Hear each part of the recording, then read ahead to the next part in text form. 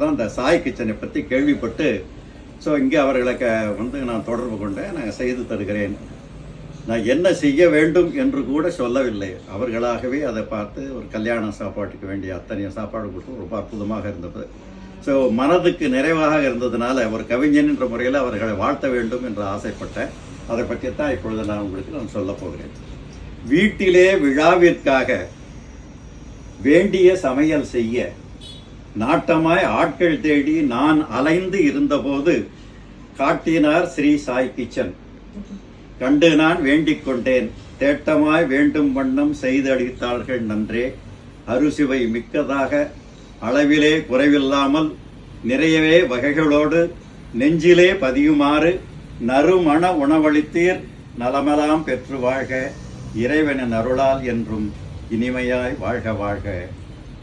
இறைவனின் அருளால் என்றும் இனிமையாய் வாழ்க வாழ்க.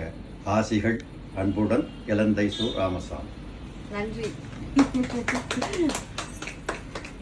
சரியா வந்திருக்காமா? சூப்பரா வந்திருக்கு.